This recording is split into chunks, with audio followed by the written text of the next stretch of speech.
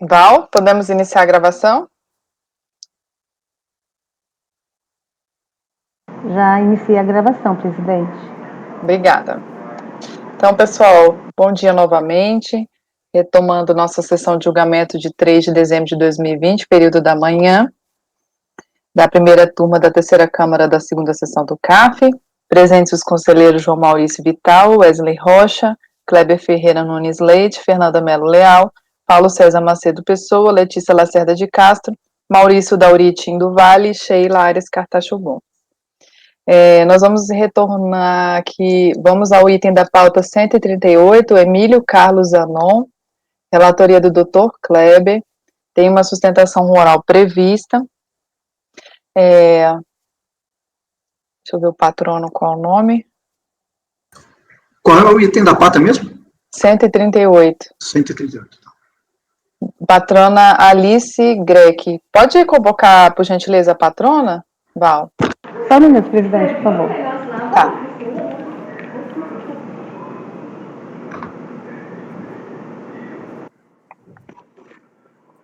Item da pauta 138. Doutora Alice, seu processo será julgado agora. Por favor, verificar mensagens privadas no chat.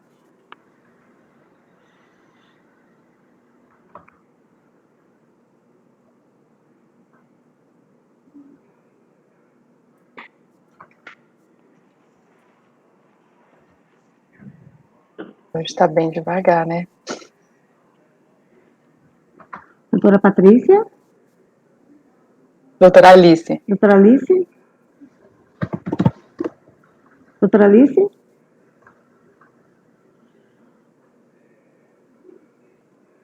Doutora Alice, por favor. Qualquer coisa a gente chama o próximo, Val. Não, ela já está aqui. Ela acho que ela já está um pouquinho aqui. Vamos esperar uns minutinhos, mas a gente chama o próximo, que é o 142. Doutora Alice? Tem alguma sustentação de processo meu, Sheila, sabe dizer? O 142, deixa eu ver de quem é. 142 também é do Kleber. Não tem nenhum seu mais, não. Patrono convocado, presidente. Obrigada.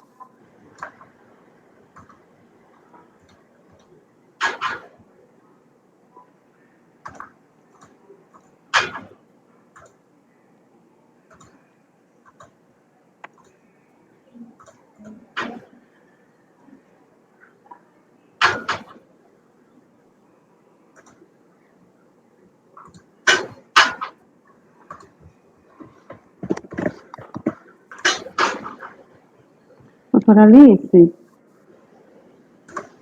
já enviei um link para a senhora.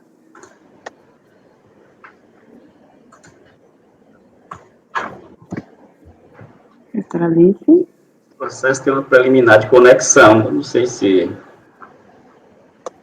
de resolução para conexão.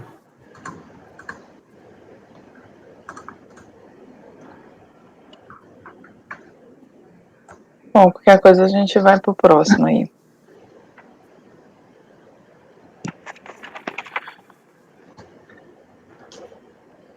Ela não respondeu não, né, Val? Não, ela tá tentando ali. Vou só falar com ela de novo aqui um minutinho, senão a gente pula pro próximo. Tá.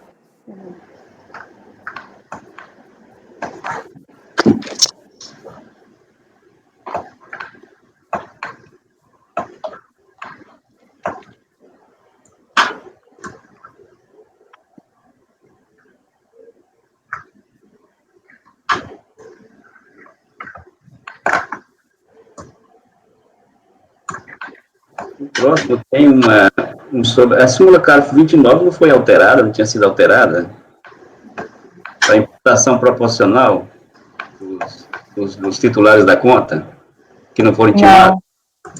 Houve uma alteração, mas não isso. Não foi nisso, não. Não, teve alteração só, doutor Kleber, para deixar mais claro que quando a declaração é em conjunto, não precisa intimar os dois. Exatamente. Essa foi a alteração. Já existia nos fundamentos, mas não no texto da súmula, aí ficou mais clara a súmula, o texto da súmula. De anel que eu tinha aqui, sabe aquele tanto de anel que eu tinha aqui, que tava tudo empacado? Fiz negócio com a Simone ontem.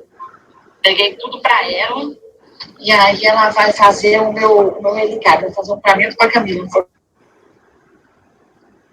Boa tarde, doutora Alice. Bom dia! Bom dia, né? Eu tô chamando boa tarde. É doutora Sheila? Isso, eu sou a doutora Sheila. Deixa eu explicar para a senhora aqui. Nós vamos primeiro fazer a leitura do voto. O doutor Kleber é o relator do processo da senhora. É Emílio Carlos Zanon, né? Exatamente. Aí, quando for, ele vai fazer a leitura do relatório, aí em seguida a senhora terá 15 minutos para sustentar, e a senhora apresenta compartilha a tela. Certinho? Certinho. Eu vou pedir só para a senhora gerenciar a qualidade aí, nos 3 pontinhos. Como assim? Tá. Gerenciar a qualidade do vídeo. Nos 3 pontinhos do seu lado direito aí,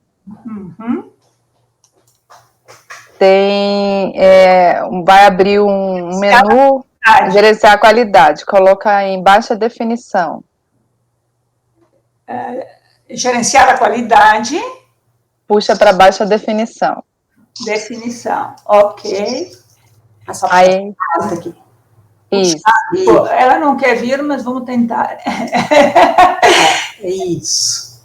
Mas bem, deu certo? Ela está um pouco teimosa, mas tudo bem. Agora eu vou pedir para todo mundo desabilitar os microfones, que o doutor Kleber vai ler o relatório, aí depois eu chamo a senhora para iniciar a sustentação oral. Doutor Kleber. Então, passando aqui o relatório, trata-se de auto-infração relativa ao imposto de renda da pessoa física no calendário 2004, 2005, 2006 e 2007, no qual foram apuradas as seguintes infrações: dedução indevida de despesa médica e omissão de rendimento caracterizado por depósito de origem bancária de origem não comprovada. O contribuinte impugnação, onde alegou o seguinte, de acordo com o relatório, né? Eu vou fazer um resumo aqui, que as alegações são grandes, né?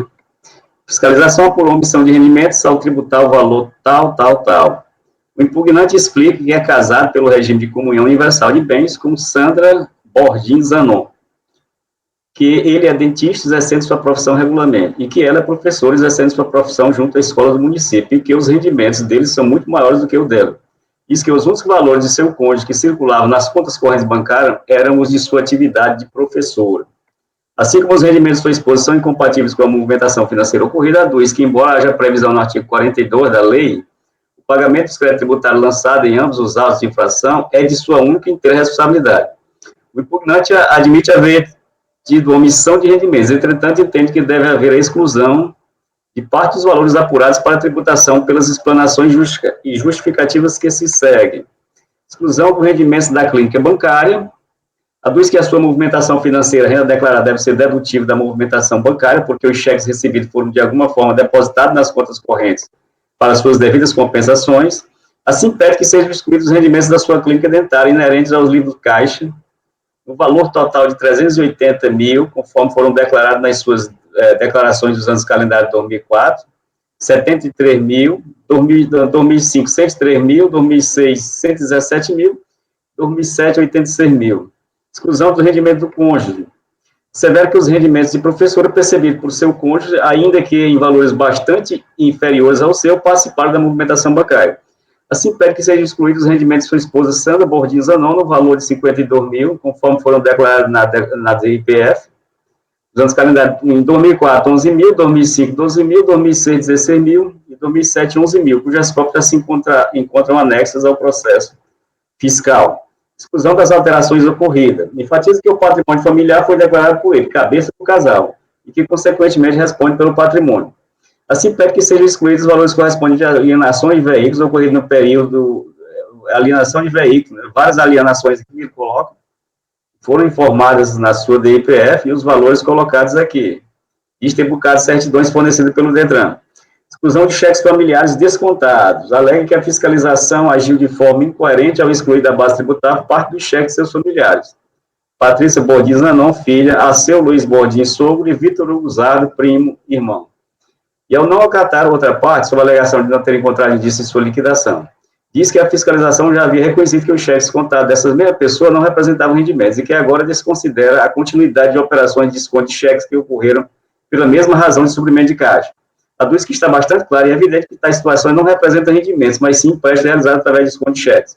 Assim, pede que sejam excluídos os valores desses cheques, e dá o total aqui.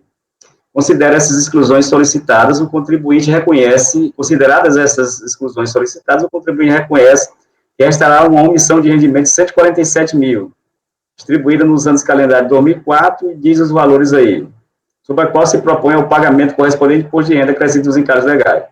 Para tanto, o autuado informa que aderiu ao parcelamento da Lei 11.941. O impugnante esclarece que esse rendimento que admite omitidos se referem a serviços odontológicos prestados na sua clínica dentária. Denuncia que esta empresa agiu na informalidade, descumprindo todos os quesitos normais de uma cooperativa, além de omitir informes da Receita e consequentes tributos devidos. Informa que está formalizando denúncia por escrito da Receita Federal.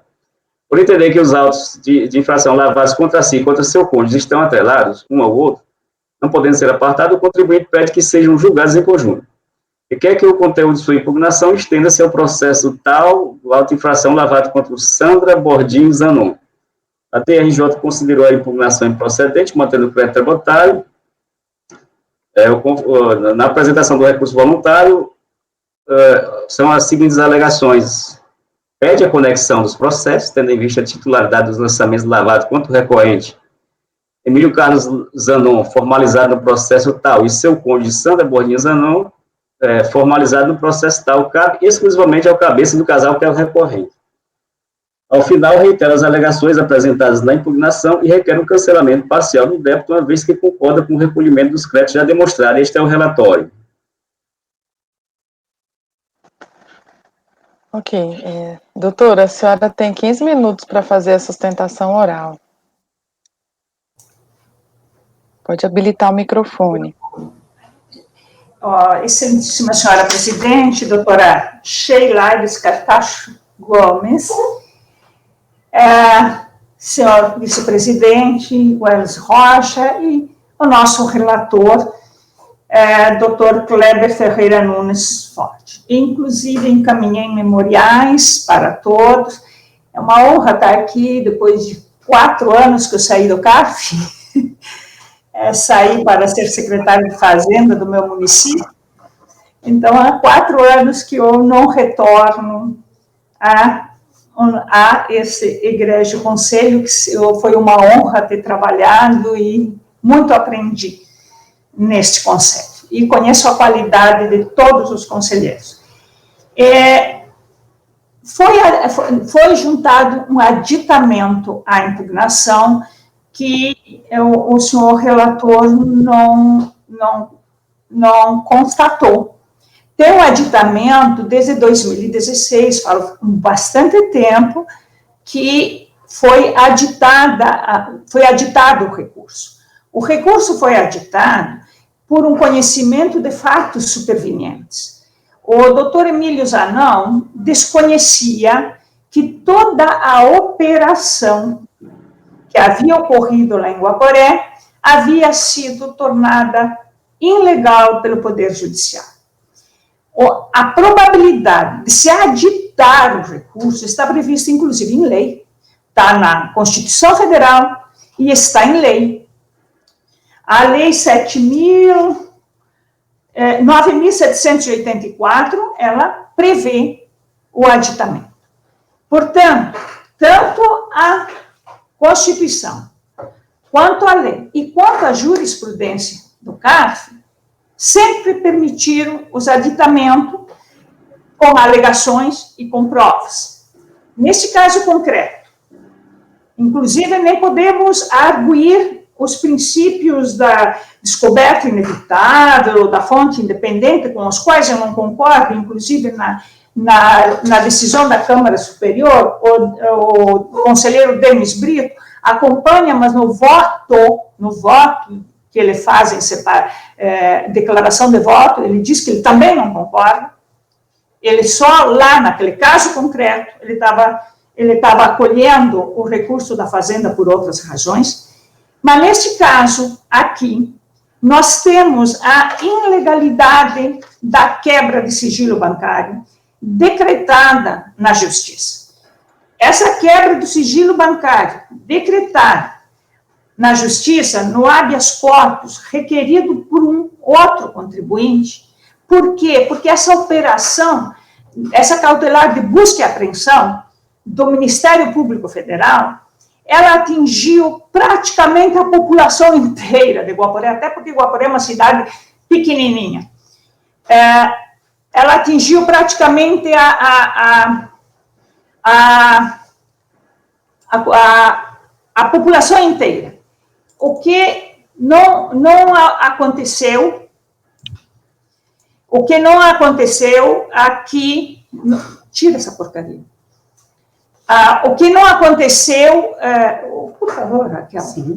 Me desculpem, eu não quero compartilhar. Eu não tenho muito... Esse memorial já está em poder de Vossas Excelências.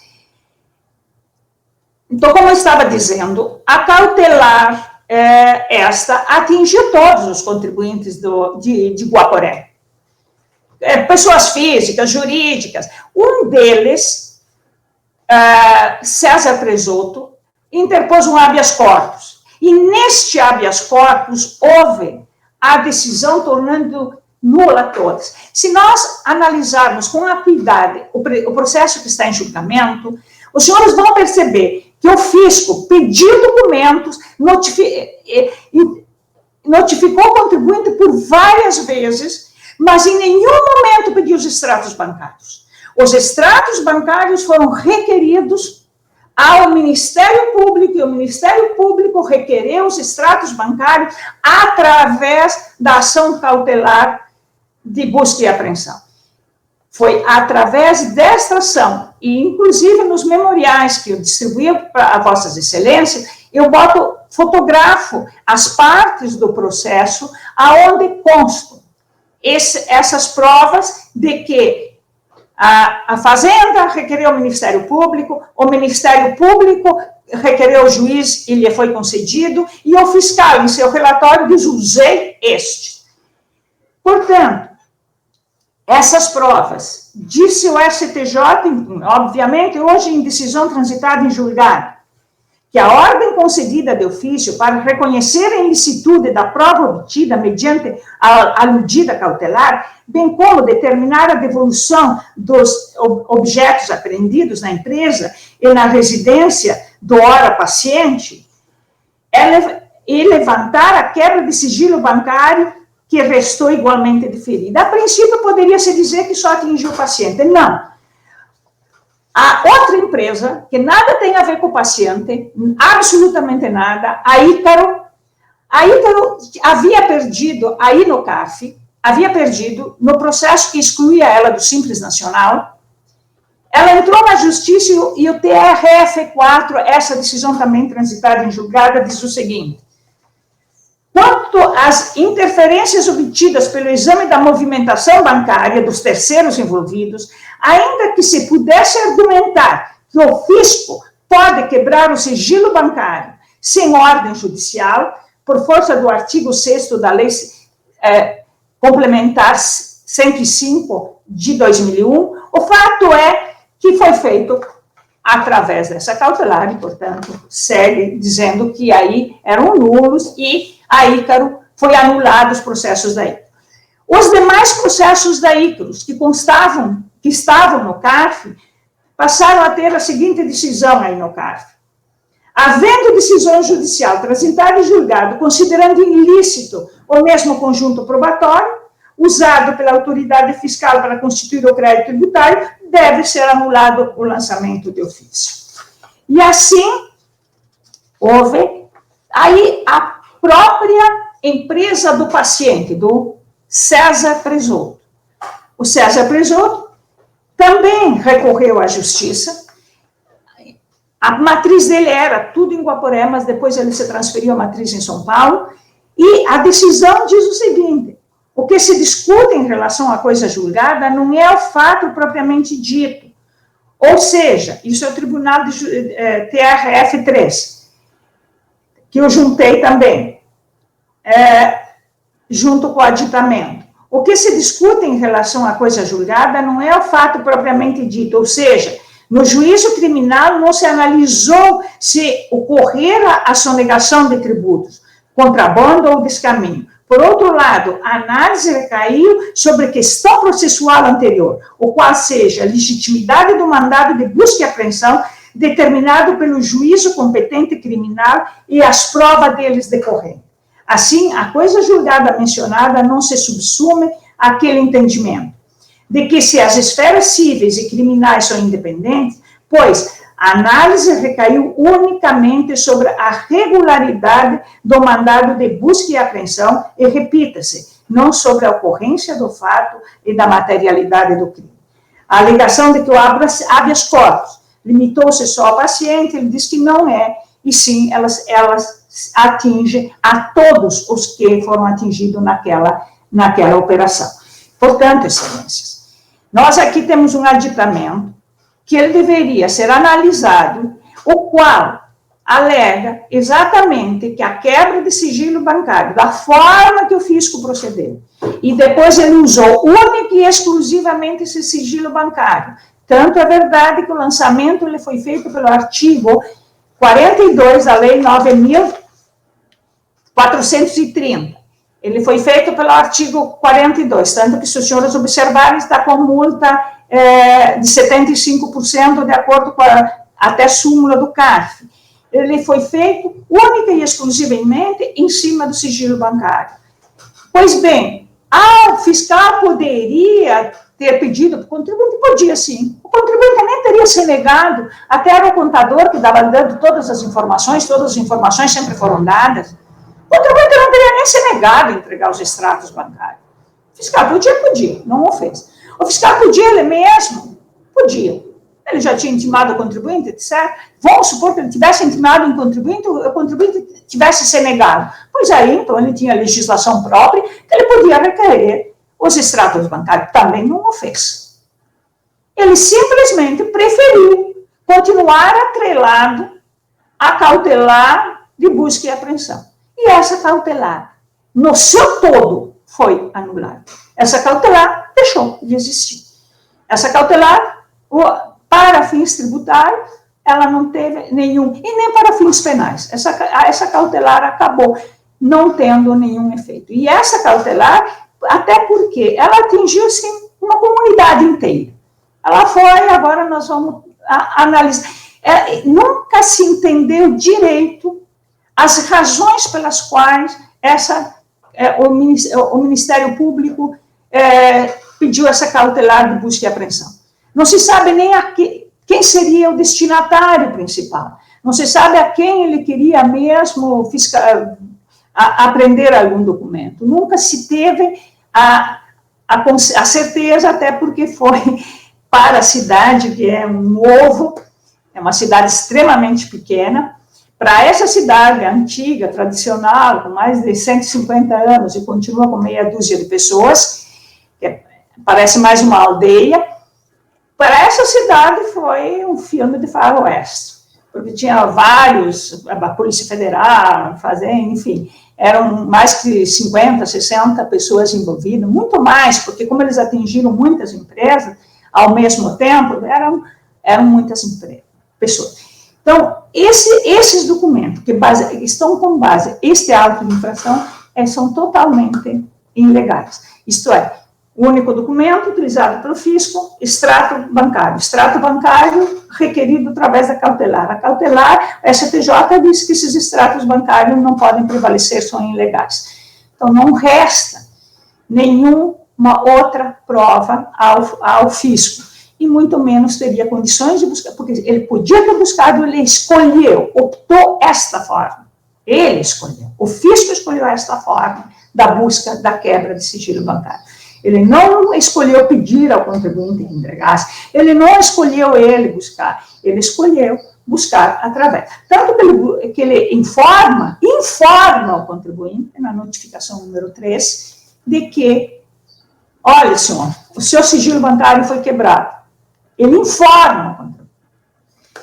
São essas as minhas ponderações contra o mérito, excelência. Tudo que o contador podia comprovar, foi comprovado, o fisco não concordou com as provas apresentadas, todas as notificações foram atendidas, tudo foi apresentado ao fisco. Todas as provas foram apresentadas. Como nós estamos falando de pessoas físicas, embora seja um dentista que tinha um determinado livrocaixa, mas estamos falando de pessoas físicas, essa conciliação bancária, sinceramente, eu não gostaria de ter que fazer a minha de 5 anos retroativo, porque certamente, para fazer fechar da forma que o fisco requer, que eu entendo que não é a forma que a lei determina, seria praticamente impossível, eu não teria também condições de fazer.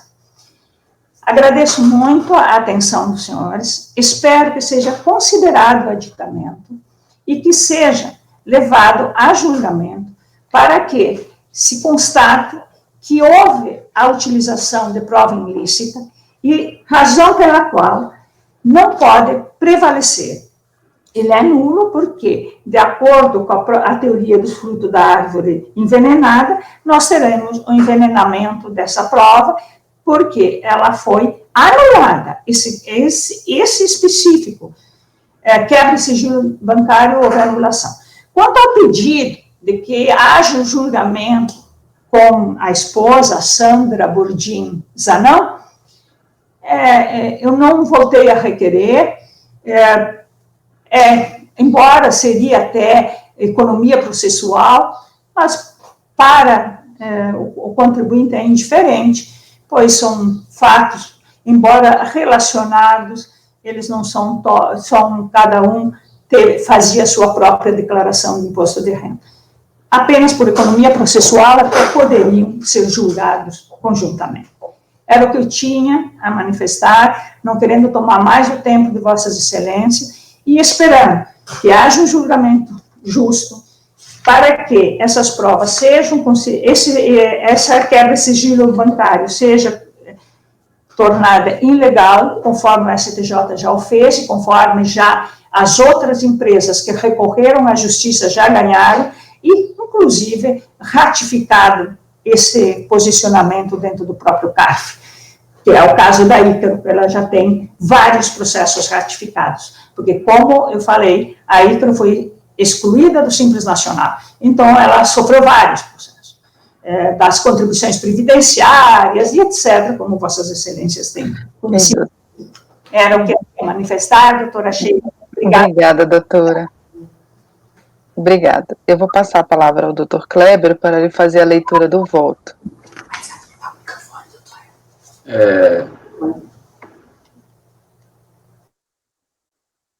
Então, né, na realidade, existe um pedido de conexão com o PAF, né, o próprio recorrente chega a dizer, ele requer a responsabilidade toda para si, né, ele determina, aliás, no seu pedido, que toda a responsabilidade é dele.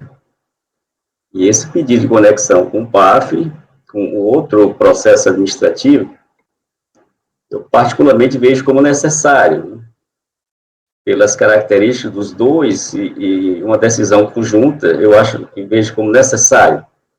O recorrente, em sede preliminar, requer o julgamento do presente processo, junto com o processo número 110.20.003625/2958, movido contra seu cônjuge, Sandra Bordim Zanon, porquanto a titularidade e a responsabilidade de ambos os processos caberia exclusivamente a si, cabeça do casal.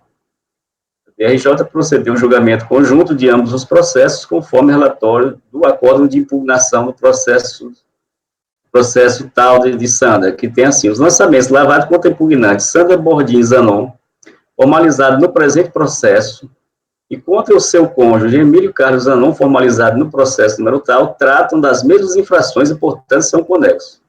Assim, ambos estão sendo apreciados nesta mesma sessão de julgamento. Então, eu cito o artigo 6º, parágrafo 1º, do Ricardo, que estabelece a possibilidade de vinculação por conexão dos processos que tratam de moldura fática idêntica. Em consulta à movimentação processual, constata-se que o recurso voluntário interposto no processo número 110, que é da outra pessoa, ainda não foi distribuído para o julgamento. Nesse sentido, voto por acatar para eliminar o pedido de conexão no processo para tramitação conjunta. Apenas alguns processos, esses dois processos, né? Esse processo com o processo de Sandra Bordi Zanon, né? A outra titular da conta. Então, eu peço que a gente vote, primeiramente, essa questão de conexão, de deferir o pedido de conexão com outro processo.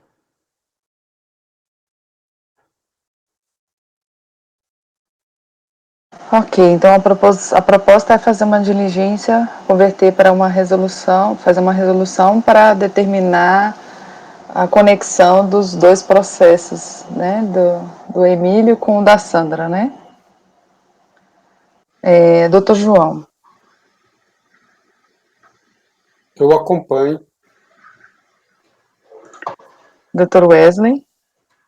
Eu vou acompanhar, eu acho que o relator tem aí uma sugestão muito interessante, né, porque o caso dos autos, presidente, eu vejo que ele possui elementos que podem vir a dar conflitos de decisões, já que existe aí contribuintes que são interligados aí de alguma maneira. Então, eu vou acompanhar o relator e cumprimento aí a iniciativa do relator. Ok, doutora Fernanda.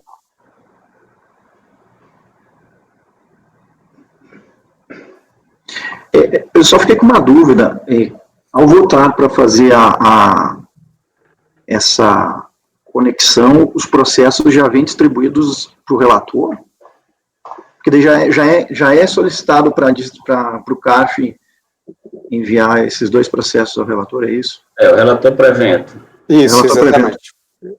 Aí baixa em resolução, baixa em diligência e já vem para a caixa do relator. Isso. Entendi. Então, eu acompanho o relator. Ok. Doutora Fernanda? Está desabilitado o microfone, está desligado o microfone. Eu acompanho o relator, eu tinha voltado para acompanhar o relator. Estava mudo. Doutor Paulo? Acompanho. Doutora Letícia? Acompanho.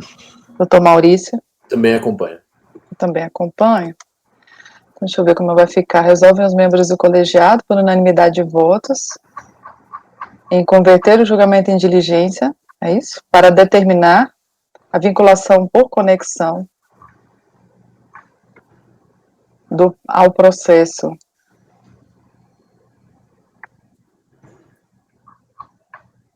número 11020 003625 /2958, que trata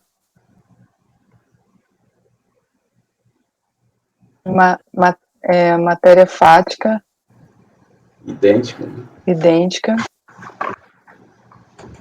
trata de matéria fática idêntica ao julgamento do presente processo. Isso.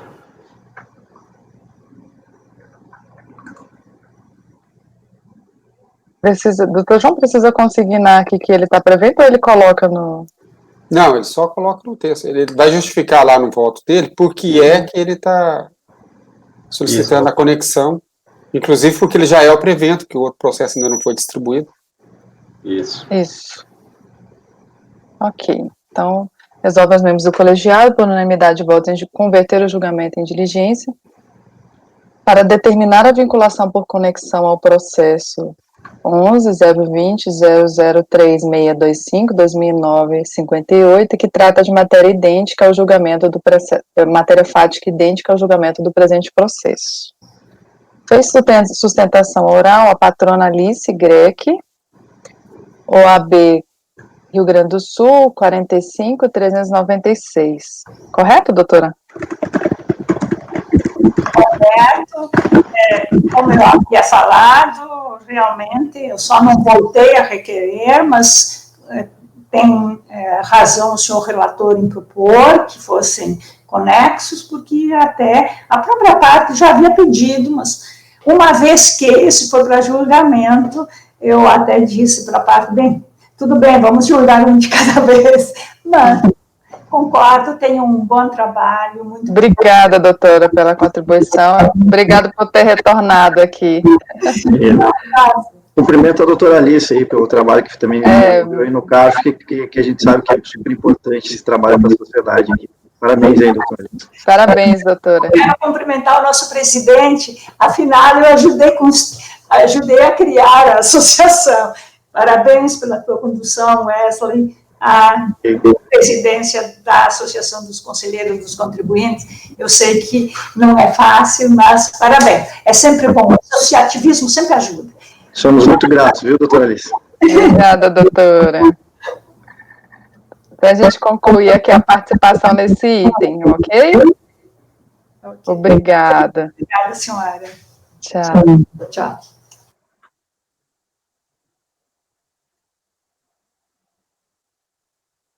Bom. Só dar uma sugestão ao Dr. Kleber. Eu acho que convém o senhor registrar no seu voto, nesse caso, que diante da sustentação oral, o senhor se convenceu de que é necessário fazer assim o julgamento em conjunto por conta da conexão. Certo. Eu não entendi que ela disse que não pediu, mas está no recurso, mas tudo bem, eu vou botar. Ela não pediu no aditamento, né? Mas ela disse que os fatos eram os mesmos da mulher. Sim, ela falou. Bom, agora nós vamos para o último item da sustentação oral, é o 142. Val, o patrono ainda está aí esperando? Sim, está sim, doutora. É o item 142, José Oscar Constantino, doutor Bruno, né? Isso. Pode convocá-lo. Ok, só um minuto, por favor. Obrigada. Hoje a gente Item está 142 da pauta, doutor Bruno. Seu processo será julgado agora. Por favor, verificar mensagem privada no chat. De tarde, né? Tá frito. Patrono convocado, presidente. Obrigada, Val.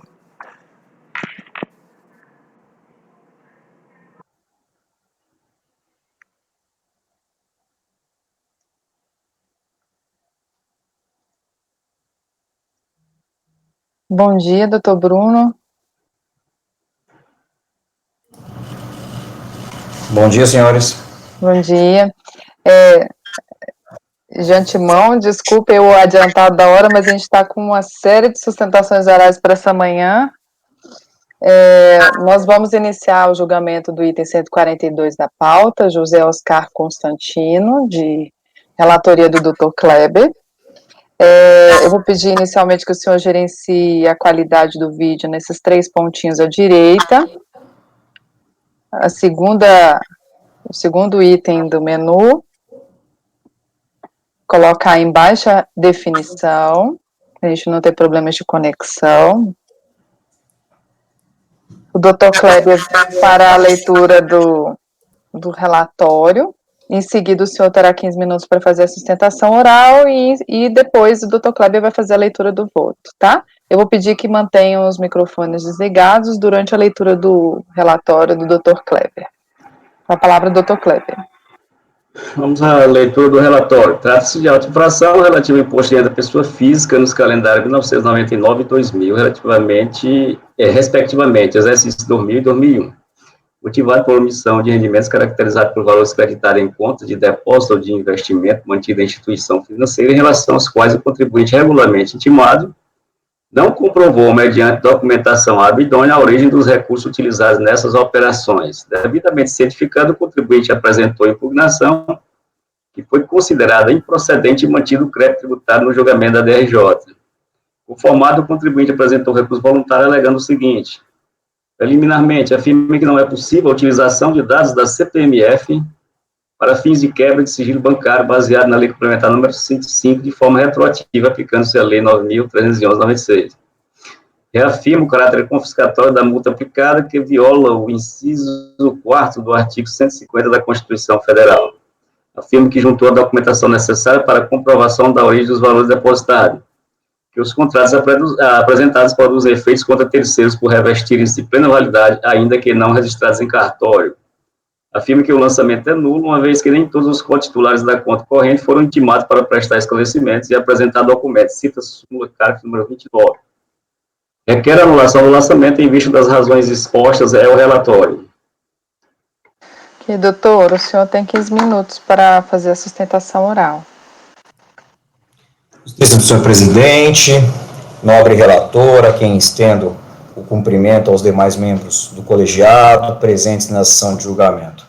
Senhores, como a leitura do relatório trata-se de imposição desferida face ao contribuinte José Oscar Constantino, hora recorrente, decorrente suposta omissão de receitas, ano calendário 99/2000, perpetrado em uma única conta do Bradesco.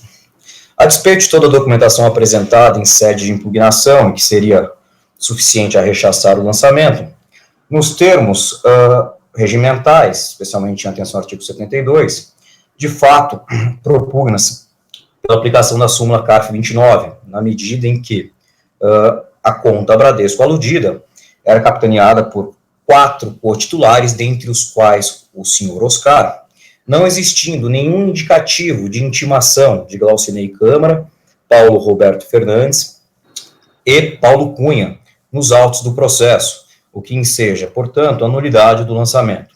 Sem prejuízo desta matéria, senhores, há que se observar também que a aludida omissão não se enquadra na hipótese do artigo 42, na medida em que os valores totalizados constantes do demonstrativo de lançamento do auto de infração corroboram a afirmação de que, no ano calendário de 1999, a omissão total foi da ordem de R$57 mil.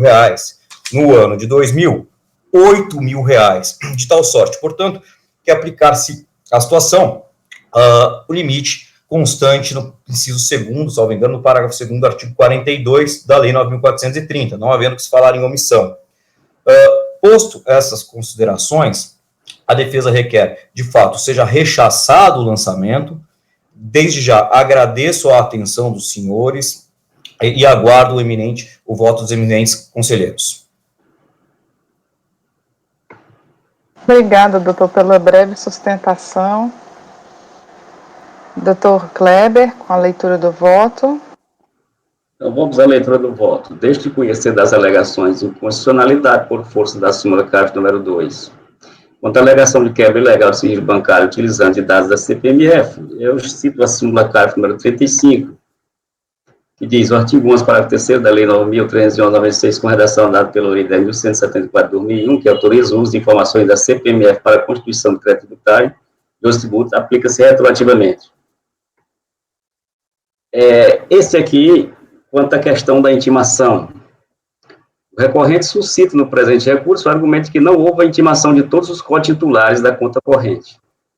E, portanto, nos termos da súmula CARF número 29, o lançamento é nulo. Da análise do relatório fiscal, verifica-se que a conta de depósito possuía titularidade conjunta. Além do recorrente, os cotitulares Paulo Roberto Neves Fernando, Glaucinei Câmara e Paulo Pinto Cunha. Consta que foram intimados o recorrente Paulo Roberto Neves Fernandes, que apresentou o extrato bancário. Não consta que houve a intimação dos demais cotitulares. O que eu entendi da súmula CARF 29 foi o que eu vou dizer agora. A súmula CARF número 29, referenciada, tinha na época da proposição do recurso a seguinte redação: todos os cotitulares da conta bancária devem ser intimados para comprovar a origem do depósito nela efetuado, na fase que precede a lavratura do auto de infração, com base na presunção legal de omissão de receita e de rendimento, sob pena de nulidade do lançamento.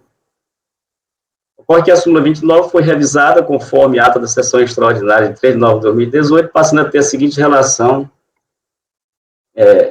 de caráter vinculante. Os cotitulares da conta bancária que apresentem declaração de rendimentos em separado devem ser intimados para comprovar a origem do depósito nela efetuado, na fase que precede a lavratura do auto de infração, com base na presunção legal de omissão de receitas ou rendimentos, sob pena de exclusão da base de cálculo do lançamento dos valores referentes às contas conjuntas em relação às quais não se informou todos os cotitulares.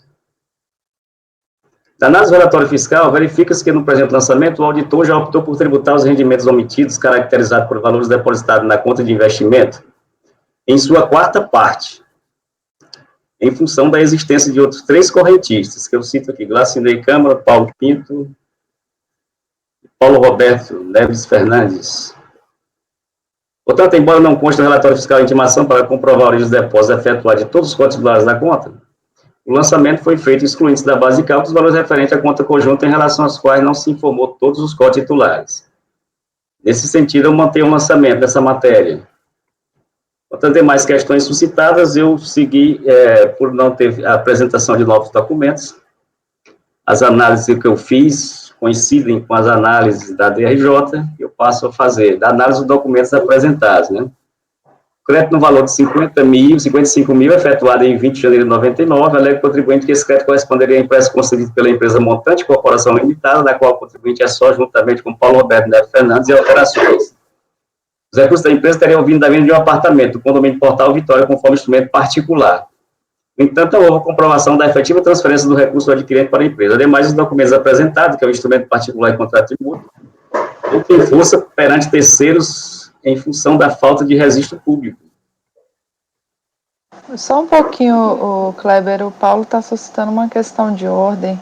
Okay. Kleber, só porque nós estamos com a pauta um pouco apertada, eu acho que seria conveniente a gente apreciar o que você já relatou com relação à súmula CARF, entendeu? Se é aplicável ou não. Porque não houve intimação de todos os titulares, que talvez isso abrevie e a gente possa já se manifestar sobre essa questão, entendeu? Eu entendi errado, então, a súmula? A questão é, todo o lançamento foi baseado nessas contas que tinham esses mais 3 cotitulares? Isso. Essa matéria de mérito que você está trazendo aqui embaixo se refere a tudo com conta de cotitular? Isso, o fiscal fez só a 4ª parte já, né? Não intimou 2. Ele dividiu por 4 o lançamento. Isso. Mas ele não intimou 2 desses cotitulares, ele intimou só o Paulo. Isso, um Paulo e outro lá que apresentou os extratos.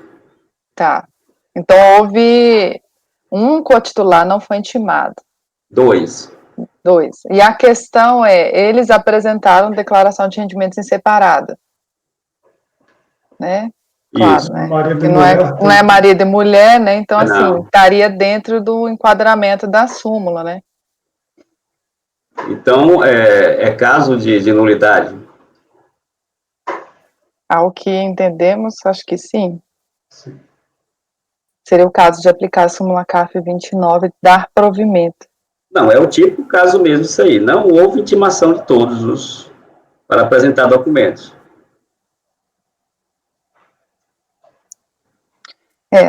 Então, a gente coloca em questão se seria o caso da aplicabilidade da súmula CARF 29. Então, doutor João, doutor Kleber, primeiro a gente precisa saber se o senhor vai mudar o entendimento, né? Eu mudo o entendimento, da aplicação da súmula, que eu tinha entendido de outra forma, mas de fato é a aplicação da súmula para nulidade do lançamento. Tá.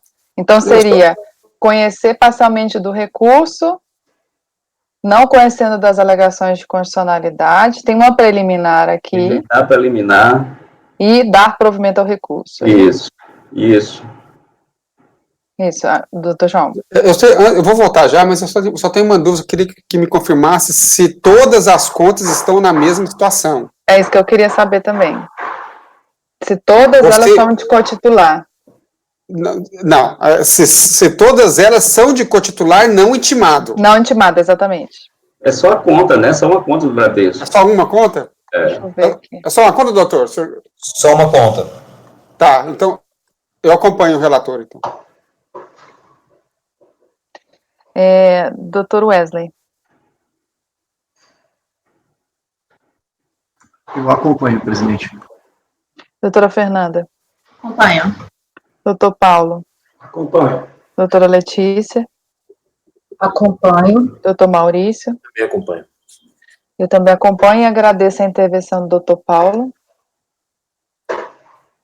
Então, acordo os membros do colegiado por unanimidade de votos em conhecer parcialmente do recurso, não conhecendo as alegações de constitucionalidade, rejeitar a preliminar e, no mérito, dar-lhe provimento.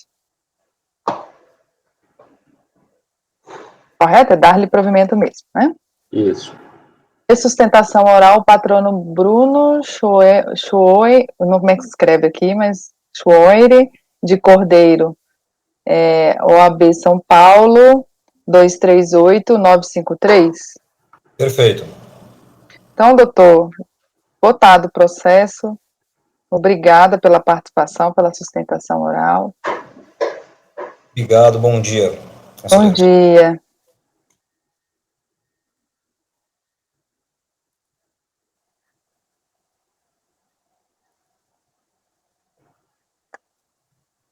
Pronto. Eu estava olhando aqui a planilha. Maurício, tem um processo que você indicou para a pauta, que tem uma marcação de se tratar de processo que tem decisão. Um dos processos que tinha ação judicial, decisão liminar, etc., foi o do Wesley, né, Wesley? A gente já fez ele, que foi o que teve sustentação oral, que é o Roberto Carlos, não é isso, Wesley? Certo? Exato, exato. Está constando um do Maurício, que é Augusto Eugênio Moretti. Qual que é o número, Sheila, da pauta? Eu vou olhar aqui. Augusto? É. Augusto. Estou procurando aqui o número. 123 seria ele. Isso, aí está constando que ele é de decisão, tem questão de liminar aí, então eu quero priorizar esse processo, que foi o primeiro que eu coloquei nessa pauta de hoje, de manhã, justamente por conta disso. A gente pode ir para ele, o 123? Augusto Eugênio Moretti. Podemos, claro. Então, simbora. Vamos lá. Bem, é o primeiro lote, né, desses de omissão de rendimentos que eu tenho feito.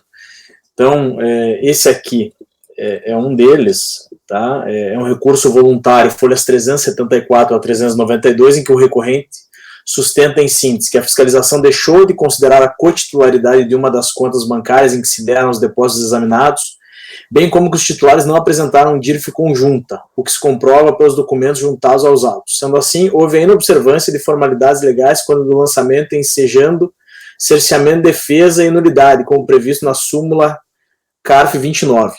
O auto de infração teria sido lavrado em desacordo com o artigo 42, parágrafo 6º da Lei 9.430.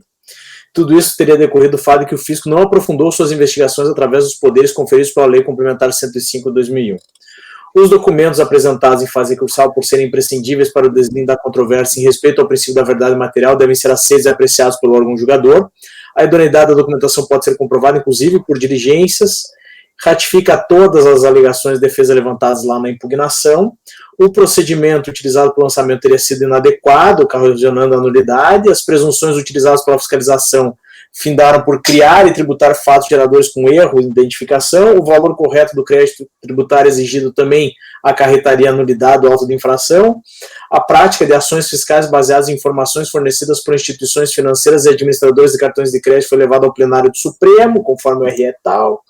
Houve tributação em duplicidade sobre alguns dos valores depositados, mais especificamente aqueles consignados na página 10 do acórdão. Os documentos constantes dos autos comprovam que alguns depósitos têm origem em empréstimo de terceiros com valores identificados em cheques. Também foi demonstrado que parte dos valores que transitaram nas contas do contribuinte são provenientes de sua atividade rural, que demandaria tributação diferenciada.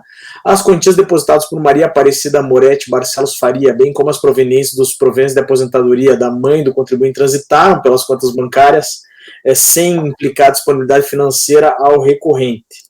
Tá? Eu peço que vocês deem uma olhada na descrição dos fatos e o enquadramento legal da notificação, que está as folhas 287 a 289 dos autos, tá? Depósitos bancários de origem não comprovada, tem uma tabela aí, tá? E o termo de verificação fiscal das folhas 280 a 284, que além de conter o histórico dos procedimentos fiscais realizados, menciona que o contribuinte não comprovou a origem dos valores creditados depositados em suas contas correntes de seus dependentes mantidas no Banco do Brasil, nessa conta aí, e na Caixa Econômica Federal e no Banco Itaú, referentes aos anos calendário 2004 e 2005. Assim sendo, elaboramos o demonstrativo de valores e o demonstrativo da situação fiscal apurada, e nesses demonstrativos não foram considerados os valores menores ou iguais a R$300, e os valores referentes a empréstimos bancários obtidos e os valores identificados como pagamentos de benefícios. Tá? Consta ainda do processo uma série de documentos. Tá? Eu faço menção aqui a quais foram os argumentos ventilados lá na impugnação de folhas 296 a 311. A DRJ, por meio do acórdão 12.52.649, folhas 354 a 367, deu provimento parcial à impugnação, mantendo a exigência fiscal em parte, conforme o entendimento que está resumido aí na ementa. Tá? Me parece que o recurso é tempestivo, né, e dele eu conheço integralmente. Vocês vão ver que eu faço a menção ao artigo 42 da Lei 9.430 de 96, especificamente ao parágrafo 3º, que estabelece que para efeito de determinação da receita omitida, os créditos serão analisados individualizadamente, observados que não serão considerados aqueles que estão presentes ali nos incisos 1 e 2 do parágrafo 3º, né? Menciono aqui que me parece, de fato, que esse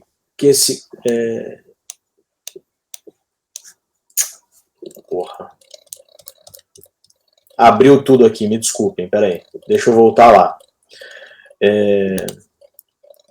Menciono aqui que esse parágrafo 3º prescreve que esses créditos devem ser analisados individualizadamente, e esse ônus, então, para comprovação de que os depósitos não são omissão de receitas, incumbe ao contribuinte, né? A sistemática de apuração de omissão de rendimentos por meio de depósitos bancários determinada pelo o artigo 42 prevê que os créditos sejam analisados individualizadamente, não se confundindo em absoluto com a verificação da variação patrimonial, como quer fazer o contribuinte.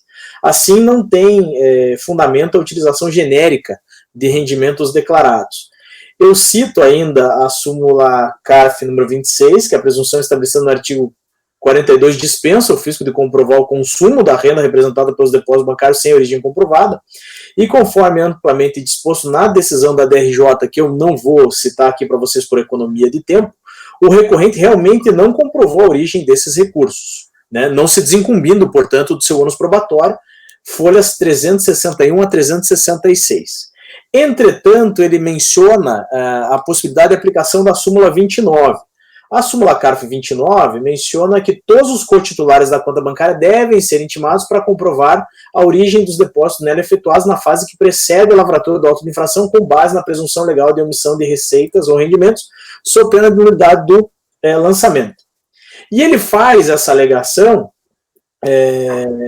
justificando que na conta 10.332-2 da agência 04545 do Banco do Brasil, a senhora Maria José dos Santos Barcelos seria cotitular com ele.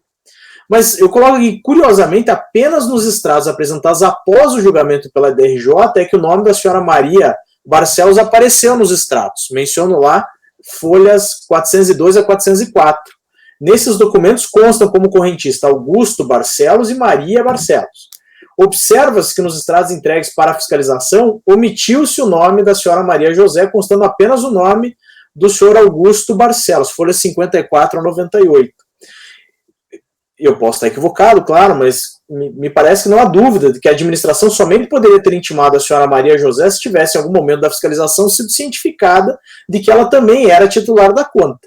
Então, essa informação parece-me foi omitida durante toda a fiscalização, sendo revelada apenas após o julgamento realizado pela DRJ. Essa é a razão pela qual não me parece aplicável essa súmula. Diante disso, nego o provimento ao recurso. Fiz uma menção aqui que talvez fosse o caso de, se vocês não entenderem, se os senhores não entenderem, perdão, pelo afastamento da súmula, talvez fosse o caso de baixar em diligência, mas me parece que é caso de negar provimento ao recurso mesmo. Ok, vou passar a palavra para o Dr. Paulo, depois para o Dr. João.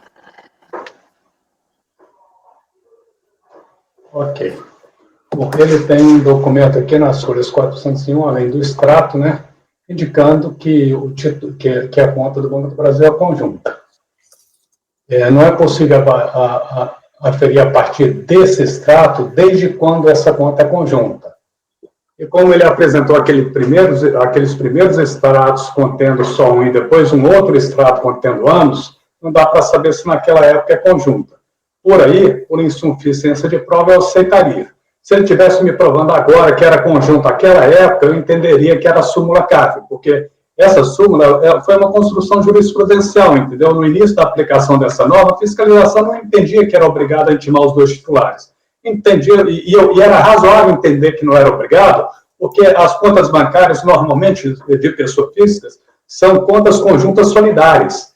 Então, se tinha uma perspectiva de que intimando um estaria satisfeito a exigência de intimação para comprovar, porque, sendo solidário, aquele comprovou tudo, né? Mas construiu-se uma jurisprudência posterior. Então, é razoável que o contribuinte não tivesse tido essa preocupação em esclarecer esse fato da intimação. Nem o fiscal tivesse tido o cuidado de pedir para que o contribuinte indicasse se havia constitucionalidade ou não. Mas, nesse caso, ele não provou que elas eram coatituladas à época, né? Então, eu acho que está correto o voto, né? Doutor João. Não, eu não vou dizer mais nada, Paulo disse tudo. Eu também entendo como Paulo. O extrato disponível não indicava que era conjunto, agora indica que é conjunto. Então faltou ele comprovar a contemporaneidade dessa conta conjunta. Ok, então, negar provimento ao recurso, o doutor Maurício votou. No caso, a contemporaneidade citada durante o curso do processo ou da autuação, você fala? Da autuação. Antes da autuação, inclusive. A conta deveria ser conjunta no ano calendário objeto do lançamento. E ele não comprova isso? Não, a prova que tem é que não era. É o extrato sem o nome da outra titular. O mesmo extrato aparece depois com o nome da outra titular. Portanto, em algum momento a conta se tornou conjunta. Se eu entendi bem, doutor Maurício. Em algum momento ela pode ter se tornado conjunta. Muito bem. Mas a gente tem dois extratos da mesma conta. Uma que tem um titular, uma que tem dois titulares. O do lançamento tem um titular.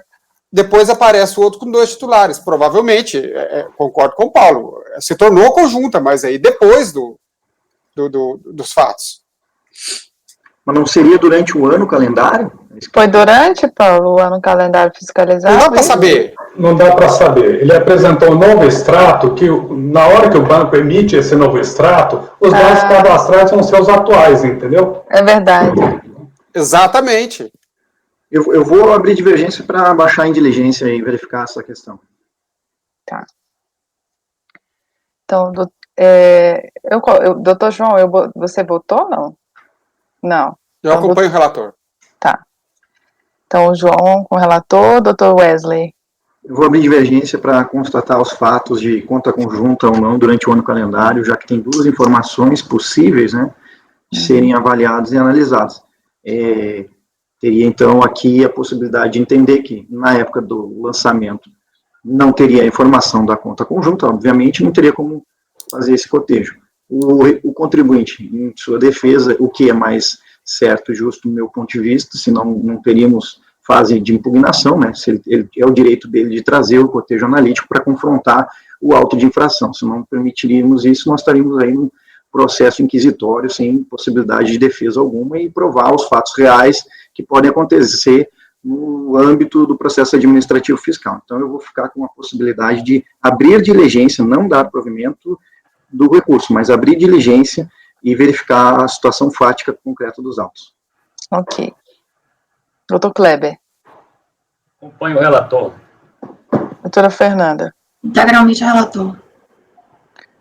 Doutor Paulo. Relator. Doutora Letícia. Com o relator, só gostaria de fazer um acréscimo, que eu entendo que essa prova da contemporaneidade deveria ser ônus do recorrente, embora, num primeiro momento, eu fico muito tentada a votar com a divergência, eu acho que na nossa condição de inertes, assim, deveria ter sido produzido, ele deveria ter realmente esse ônus. Por isso que eu vou com o relator. Eu também acompanho o relator. Então, acordam os membros do colegiado por maioria de votos em negar provimento ao recurso, vencido o conselheiro Wesley Rocha, que votou por converter o julgamento em diligência. Precisa especificar o motivo da diligência aqui? Né? Acho que precisa, não? Acho que não. Acho que não, né? Que votou por converter o julgamento em diligência. Ok, tá. Bom, a gente já fez o... Tem um outro processo que eu quero fazer, que ele é paradigma. É um da Letícia. É o item 110 da pauta. Antônio Carlos Ribeiro.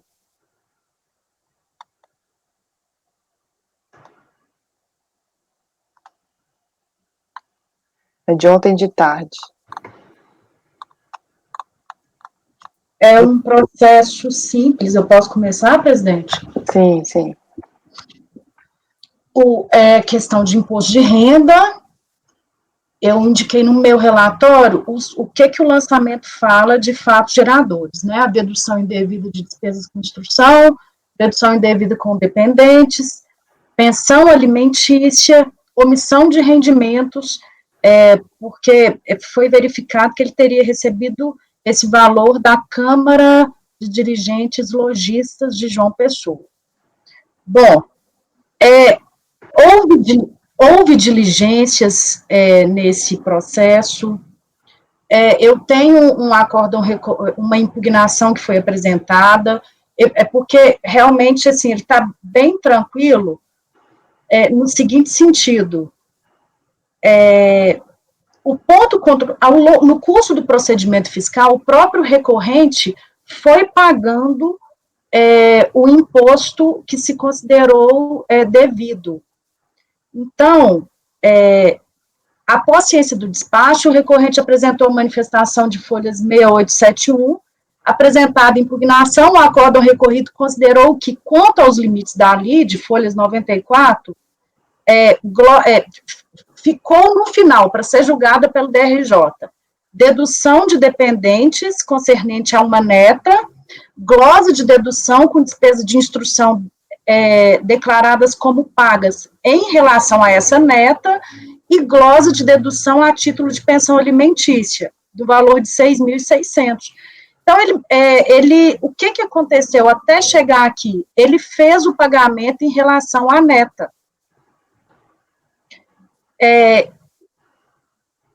E foi apresentado um recurso voluntário em que ele sustenta apenas a questão da pensão alimentícia.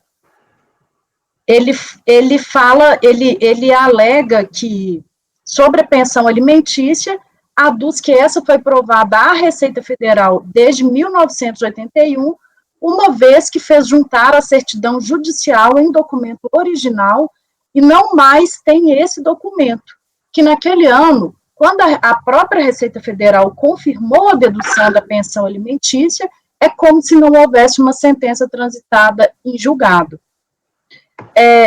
Bom, então, como eu disse, foi apresentado o recurso voluntário e ele espontaneamente falou que pagou as diferenças das glosas, né, em relação à sua neta e à despesa de instrução.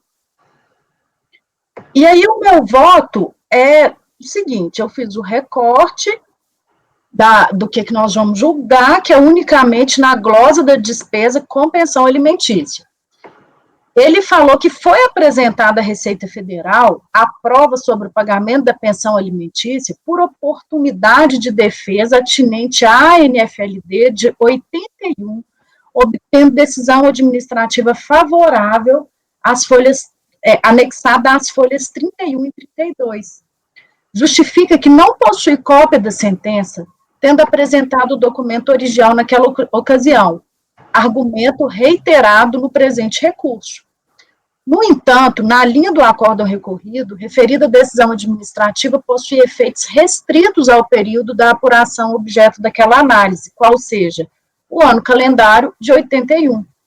Aí eu cito aqui que ele deveria ter juntado essa prova, que o ônus é dele. Eu cito o artigo 73 e 797 do regulamento de imposto de renda, e refuta a pretensão dele de imputar à administração a obrigação de buscar esse documento, que está encerrado há mais de 20 anos, com efeito, é ônus do recorrente, há muito mais de 20, né, é ônus do recorrente, repita-se, apresentar os documentos comprobatórios. Uma vez que não foi apresentada a sentença judicial determinando pagamento de pensão, como exigido pelo artigo 782, será mantida a glosa da dedução respectiva no valor de 6.600. Esse é o meu voto. Ok, doutora. Alguém tem algum questionamento a fazer? Doutor João está por aí?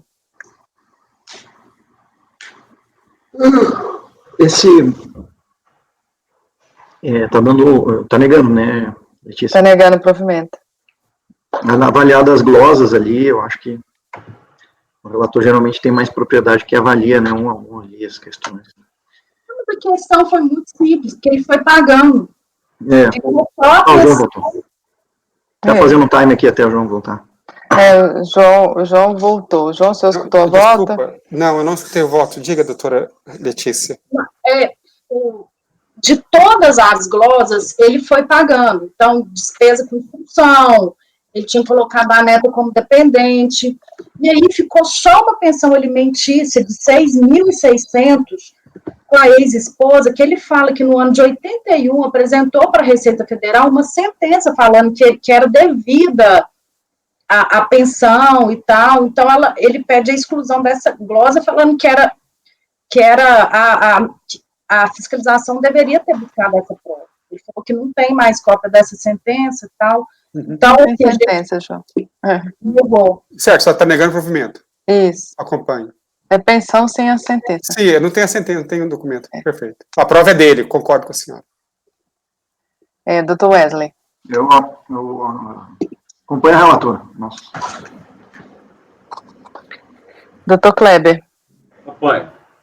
Doutora Fernanda. Acompanho a relatora. Doutor Paulo. Acompanho. Doutor Maurício. Acompanho. Eu também acompanho. Então, o item 110, Antônio Carlos Ribeiro acorda os membros do colegiado por unanimidade de votos em negar provimento ao recurso. Essa decisão é paradigma para o processo 111. Antônio Carlos Ribeiro também. Então, eu estou replicando a decisão para o 111. Bom, a gente pode voltar aos processos de TR, que estão muito próximos desse que a gente já está fazendo, concluir eles e ir seguindo. Ou, se vocês quiserem ir falando processos aí que são mais tranquilos de fazer, a gente pode priorizar eles.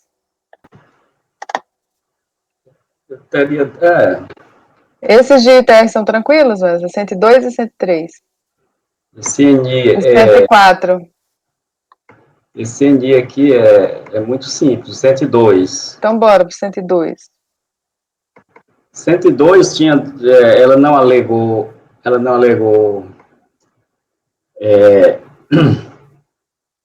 decadência, mas o processo foi lançado em abril de 2007, referindo-se ao exercício 2002, ele estaria a rigor decadente, né? É um ato de infração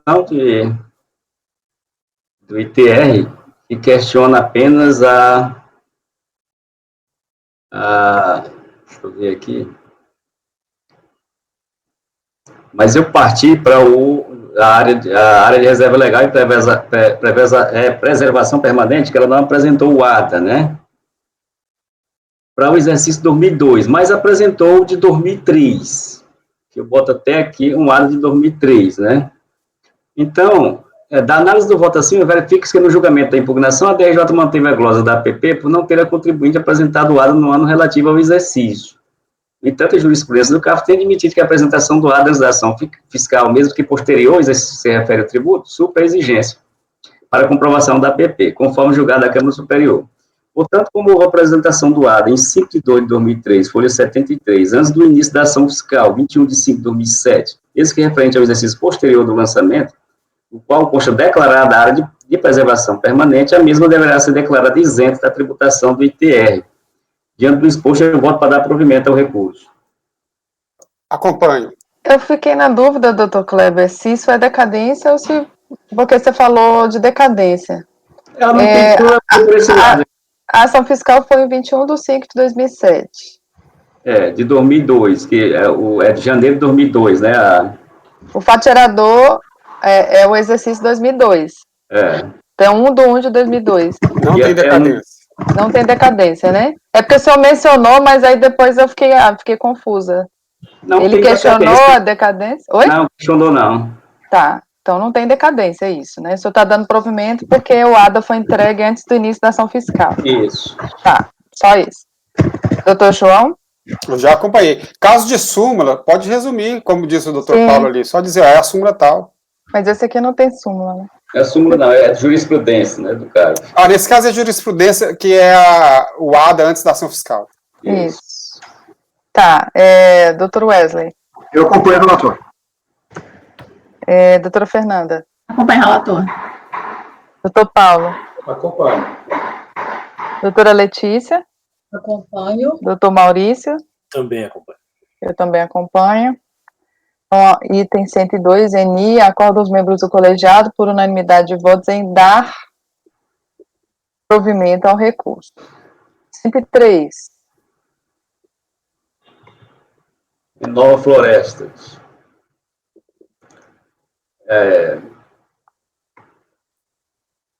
Trata-se de auto-infração relativa ao ITR, né, do ano de 2005, 2006. O motivo foi a alteração da área de preservação permanente de 2004, passando de 50, na fiscalização de 50 para 54, e foi glosada, e o VTN de 2005 modificado conforme o laudo. A empresa apresentou impugnação, onde alega do direito, reproduzindo dispositivos legais de jurisprudência que tratam do tema, alegou, entre outros, que dos mesmos não decorre qualquer exigência de averbação de área de reserva legal para sua exclusão, pois o que importa verificar para fim de apuração do tributo é o caráter de utilização limitada da área. Mencionou o dispositivo legal que dispensa a prévia comprovação das áreas em foco e reproduziu jurisprudência administrativa que considera áreas de reserva legal, independentemente da averbação, e mencionou que a existência da área não foi questionada, sendo aceito o mapa no tocante à área de preservação permanente. Deixa eu ver bem aqui se... ele reiterou as alegações. Ele tem ADA, doutor Kleber? Pois é, o que não tem ADA... Área de reserva legal sem averbação, não é isso? Isso, não tem... para comprovar esse tipo de preservação, da não averbação no prazo regulamentar e do não requerimento do ato declaratório ambiental dentro do prazo estipulado. Não apresentou nada disso, né? Nem laudo, nem ADA. Entretanto, como se vê, para tais áreas possam ser consideradas, necessita de ato do poder público, né? Para ter direito à isenção do imposto, além de comprovação da existência da APP, através de laudo técnico, seja através de ato específico do poder público, e a existência da averbação. Não tem averbação, não tem o ADA e nem tem a comprovação por meio de laudo. E o VTN, que ele não... O VTN foi feito nas formas legal, né? Que aqui não menciona o VTN. VTN...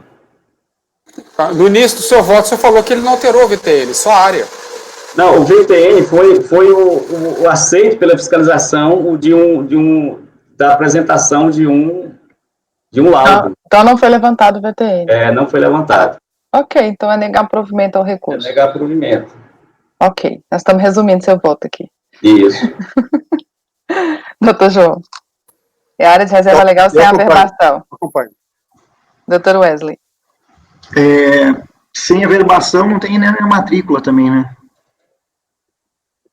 Doutor Kleber, tem a matrícula averbada, não, né? Não, tem não.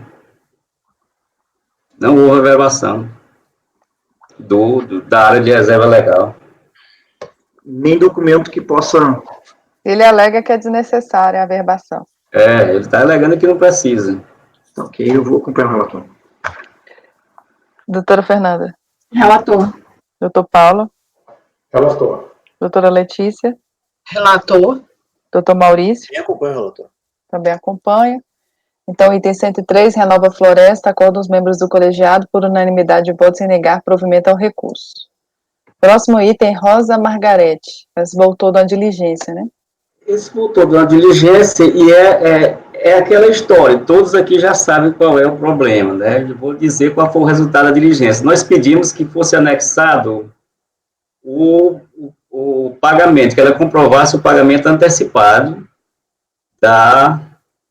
ela disse que ela estava alegando que houve pagamento antecipado e ela alegava que devia usar os 150. Nós pedimos, então, que ela comprovasse o recolhimento antecipado da competência, né? Então, através da resolução tal, de 9 de setembro de 2020, o julgamento foi convertido em diligência para que a unidade preparadora informasse se houve pagamento, ainda que parcial, do ITR de exercício 2003, referente ao NIF tal, Fazenda Charrua. Então, assim respondeu a diligência. Quanto à entrega da DITR 2003, NIF tal, Fazenda Charruá, foi recepcionada, aqui é o exercício 2003, né? Ela enviou em 26 de novembro de 2005. Quanto ao valor do imposto declarado, 16,71, data de vencimento 30 de novembro de 2003, ele recolheu em 30 de novembro de 2005. Informa ainda que houve um lançamento de multa por atraso na entrega da IPR. Então, aqui é um caso similar àquele que nós julgamos anteriormente, né? Que ela declarou posteriormente. Esse aqui ainda é mais agravado, porque foi 2 anos depois, né? Aquele outro caso que nós analisamos foi no ano seguinte. Então, na minha opinião, né, que eu tinha dado naquela época, é caso de denúncia espontânea. Eu cito os mesmos daquele voto, cito um trecho do voto do Dr. Wesley, que fez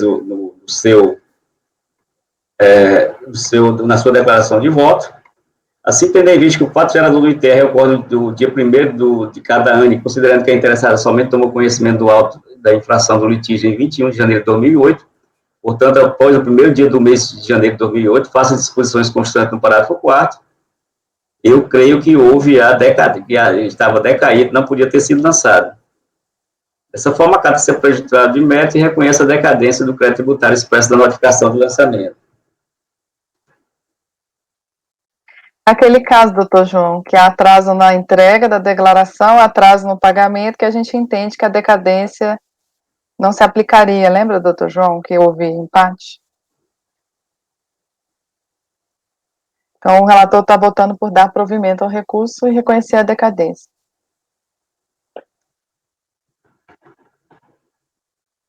Alguém tem algum questionamento?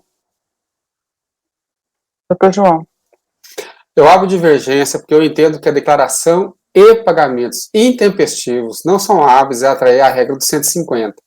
Vencido o ano ali do fato gerador, sem que tenha havido declaração e o pagamento, já cai automaticamente na regra do 173.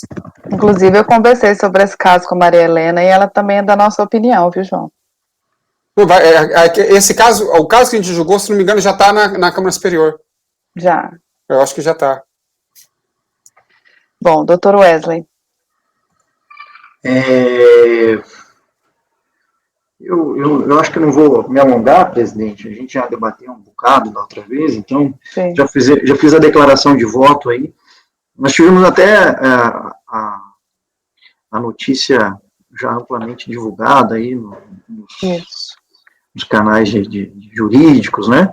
Uhum. Então, eu vou manter a posição, pelas razões já trazidas. Inclusive, tive a oportunidade de, na declaração do voto, aprofundar um pouco mais o estudo e entendi naquele momento que a perfectibilização do ato se daria com o pagamento, né?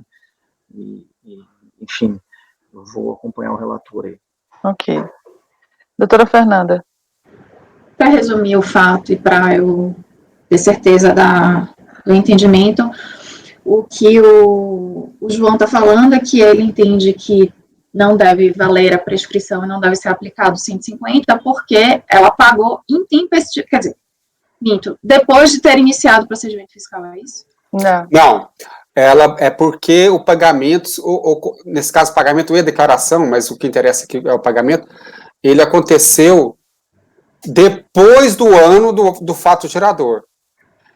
A minha tese é a seguinte. Mas foi espontâneo? Sim, foi espontâneo. Foi uma ação fiscal, fez o pagamento espontâneo.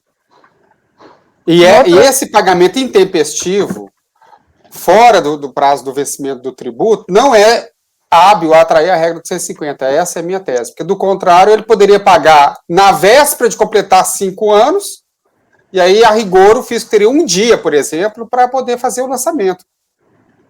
Isso foi debatido num outro processo. Mas essa que é a tese. O colegiado era o mesmo? Eu não lembro se a Fernanda estava, acho que estava. Era o mesmo. Tava, né? Eu não lembro como ela votou na época, mas...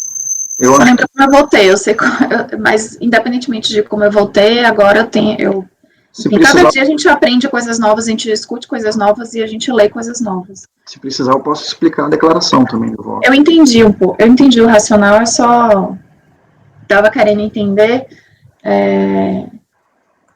enfim, se tinha sido espontâneo ou não. Mas só para eu pensar aqui em 2 pesos e 2 medidas, né? Se eu levasse em consideração que, mesmo tendo sido espontâneo, que ela pudesse pagar no ano 4, significaria que a fiscalização só teria 1 ano para lançar isso? Exato.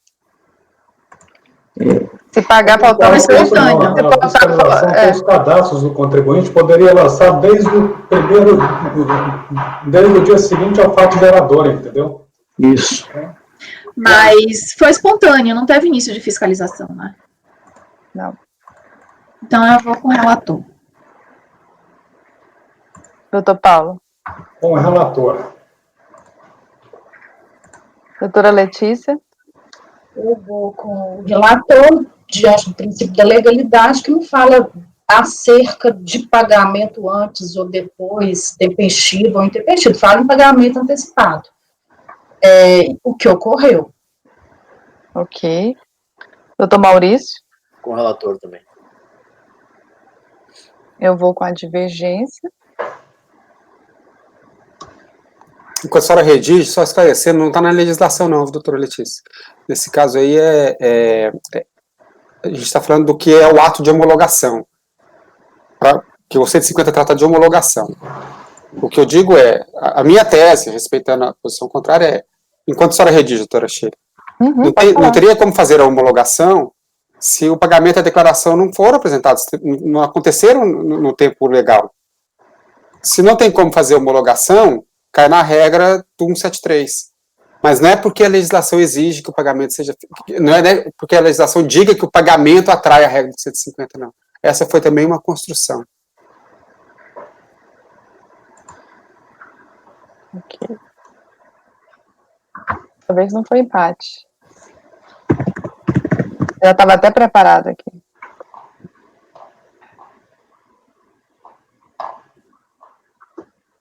Isso aí vai ser decidido pela Câmara, né? Bom, acorda os... Item 104, Rosa Margarete. Acorda os membros do colegiado, por maioria de votos, em dar provimento ao recurso. Vencidos os conselheiros João Maurício Vital e Sheila Aires Cartacho Gomes, que negaram provimento. Eu acho que se foi espontâneo, não teve início de fiscalização, realmente. Vamos para o próximo aqui. 112 do Paulo Alberto Sade. Então vamos ao 112.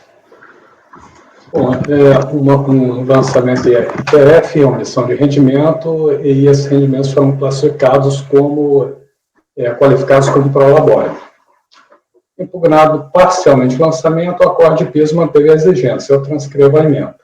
Cientificado, o contribuinte apresenta recurso voluntário, argue decadência, argue que os valores pagos sobre rúbrica, distribuição de lucro em sociedade e regime são isentos, então ele quer qualificar esse prolabore como lucro, e legalidade da Selic.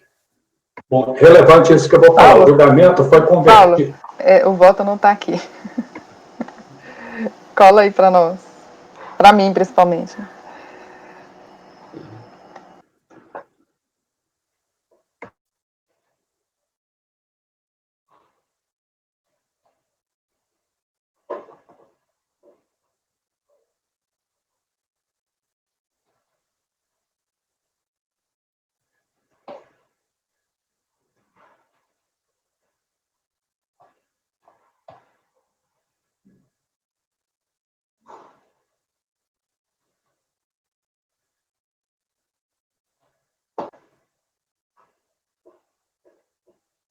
Bom, está sendo colado lá, talvez vocês já consigam abrir, não sei. O julgamento foi convertido em diligência para fins de juntada de cópia da DIRPF revisada, de modo a ferir eventual existência de pagamento antecipado do imposto, implicando a juntada do extrato da declaração às florestais. No juntar a declaração inteira, por ser antiga, acho que não conseguiram. Não consta dos autos a ciência do contribuinte acerca do teor da resolução do resultado da diligência. Aí eu vou dizer por que isso não é relevante. Onde nisso registra que a conversão do julgamento em diligência, nos termos da resolução tal, nada acrescentou ao processo que já não estivesse explicitado no próprio instrumento do lançamento, que goza das presunções de legitimidade e veracidade inerente aos autos administrativos em geral. Consta do demonstrativo de apuração de imposto às florestais não ter havido antecipação alguma do pagamento do IRPF em relação ao calendário de 99, matéria que não foi contestada pelo sujeito passivo, que é dando-se em controvérsia. Tal fato ficou consignado ainda na decisão recorrida, que fundamentou-se na inexistência do pagamento, antecipação do pagamento do imposto, para negar a aplicação da regra decrencial do parágrafo 4º, artigo 150 do CTN. A diligência foi feita com o propósito de verificar esse pagamento, mas só que essa diligência foi inócua com essa finalidade, porque a DIRPF não comprova isso. O imposto retido na fonte já estaria na notificação de lançamento. E o RPF 211 não é na DIRPF que vai encontrar a comprovação dele, entendeu? Então eu não estou considerando relevante, não estou utilizando os fundamentos dessa diligência para decidir nada nesse processo. Então, acho que não seria o caso de baixar a diligência para a ciência do interessado, entendeu? Por isso que eu estou julgando. A falsa decadência, já vista, não ter sido comprovada pelo sujeito passivo antecipação de pagamento. Aí aplica a regra do 173 e não haveria decadência. Rejeito a alegação de que o rendimento reputado omitido teria natureza de lucros distribuídos, isentos do imposto de renda. Ocorre que a fiscalização fundamentou a infração com base nos registros contábeis da pessoa jurídica que indicam, a par da distribuição de lucros, o pagamento que prolabore, estes sujeitos ao imposto de renda. Aí eu rejeito essa tese. Mantém a incidência da Selic, situação carta número 4. Então, vamos por afastar a decadência e no mérito negar provimento ao recurso. Como voto? Ok. Alguém tem algum questionamento? Doutor João. Acompanhe. Doutor Wesley. Eu acompanho. Doutor Kleber. Acompanho. Doutora Fernanda. Acompanho. Doutora Letícia. Acompanho. Doutor Maurício. Também acompanho. Eu também acompanho.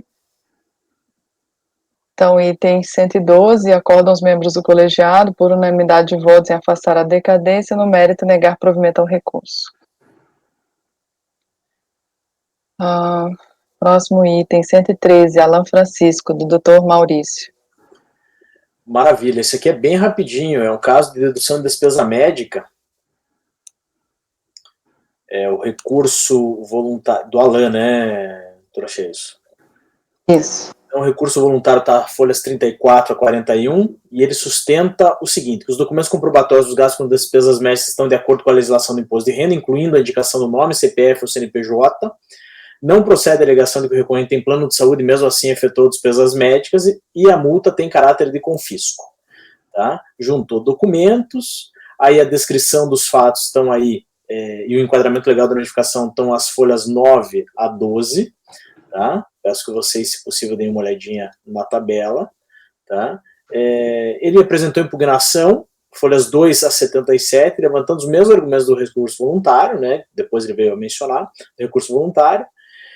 Juntou os documentos referentes ao recibo emitido pela senhora Olga Maria de Cunho Radler de Aquino, folha 15, e a DRJ, no acórdão de folhas 24 a 30, negou provimento à impugnação, mantendo integralmente a exigência fiscal conforme o entendimento, resumido aí na ementa, e esse é o relatório do essencial. Conheço parcialmente do recurso, deixando de conhecer as alegações de inconstitucionalidade em respeito à súmula CARF 2, isso quer dizer que me curveia o entendimento do colegiado sobre aquela questão da confiscatoriedade das multas. No que se refere à dedutibilidade das despesas médicas, cito o artigo 8º, inciso 1º a linha A e parágrafo 2º da Lei 9.250, de 26 de dezembro de 95. Cito também o decreto 3.000 de 99, o RIR, lá o artigo 80. Tá? Lembra que o recorrente teve glosas das seguintes deduções: 3.990, referente a Lúcia Helena, que foi glosado por falta de previsão legal, porque se refere a um aparelho para surdez. R$10.000, Olga Maria, diz que nada foi comprovado, e 5.000 referente ao recibo de emissão de Sabrina Martins por falta de identificação do paciente. No que se refere a Lúcia Helena, me parece que a DRJ tem razão, em razão da ausência de previsão legal para a dedução desse aparelho. No que se refere às despesas para Olga Maria de Cunto Hadler de Aquino, o recorrente juntou aos autos recibo, folha 15, no qual consta o nome e CPF de quem prestou o tratamento de fisioterapia, bem como do paciente que o recebeu. Nele consta também a especificação do número de sessões de fisioterapia. São fisioterapias vocais, se não me engano. Após o acórdão da DRJ, o recorrente ainda juntou outro recibo, as folhas 45. Então, me parece que essa despesa está comprovada, né? Está comprovada. No que se refere às despesas com a Sabrina Martins, o recorrente trouxe aos atos, após o acórdão da DRJ, recibo com a indicação do nome do CPF do prestador e do tomador do tratamento psicoterápico, folhas 46. Me parece, portanto, que essa despesa também está comprovada, e diante do exposto, eu conheço parcialmente o recurso, e na matéria conhecida, eu dou parcial provimento para o fim de considerar as deduções de despesas médicas dos tratamentos realizados com Olga Maria de Cunho Hadler de Aquino e com Sabrina Martins Jardim. É como voto, senhores conselheiros. Fernanda. Pergunta de 1 minuto, de 10 segundos. Ele foi intimado a comprovar pagamento? Doutora Fernanda, que me lembre, não. Que me lembre, não foi intimado a comprovar pagamento, não. Posso abrir aqui no processo, mas que me lembre, não. O motivo da glosa foi por ausência de informações no recibo? Os quais foram supridos? Exatamente. Não foi intimado para comprovar pagamento?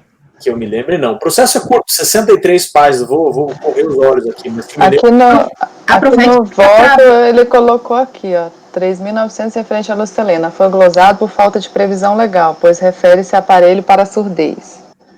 10.000. Estou falando da Olga e do outro. Olga Maria, nada foi comprovado. Isso foi o que o fiscal colocou. Mas nada, ele foi intimado para comprovar pagamento. Aí a gente precisa ver. Só e aí, 5.000 referente ao recibo de emissão de Sabrina Martins por falta de identificação do paciente. Então, a DRJ glosou por falta de comprovação de efetivo pagamento. Beleza, já tenho minhas dúvidas tiradas. Era só isso. Obrigada. Só checar se tem intimação aí, você não quer checar? Não, porque a DRJ já falou. É porque eu já peguei um caso que a DRJ inovou, né? Que a DRJ fez uma diligência pedindo para intimar. Mas nesse caso a DRJ não inovou, nesse caso a DRJ não pediu e nem disse que tinha. Eu não sei, eu só li a ementa da DRJ, eu não vi a decisão. Me parece que não houve intimação para ele comprovar o efetivo pagamento. Tudo bem, já respondeu, obrigada. E parabéns pela evolução de ter colocado a multa confiscatória. É uma involução, é só pelo princípio da colegialidade. Mas é uma involução, na verdade. Bom, doutor João, como vota? Está dando parcial provimento para excluir as despesas, para cancelar as glosas de despesa médica.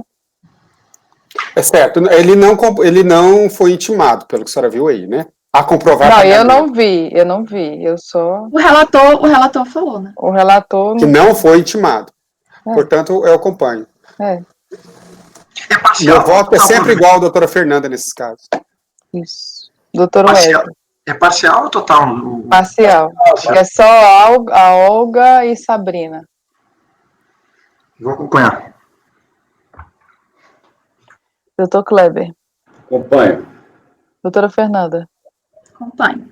Doutor Paulo. Acompanho. Doutora Letícia. Acompanho. Doutor Maurício. Doutora, né? Sou eu. Eu também acompanho. Acordo os membros do colegiado, por unanimidade de votos, em dar parcial provimento ao recurso, para cancelar, para considerar comprovada As despesas com a Olga e com o outro lá, né? É bom colocar os valores, né? Para considerar. João, para você é comprovada as deduções de despesas médicas referentes a Olga Maria de Cunho Radler de Aquino, o valor de R$10.000.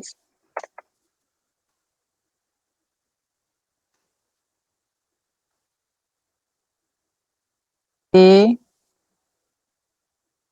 Sabrina Martins Jardim, no valor de R$5.000. Depois que a senhora proclamar o voto, senhora presidente, eu tenho uma dúvida para sanar com o colegiado, mas depois. Ah, deixa eu ver se eu escrevi certinho aqui. Eu tenho duas até.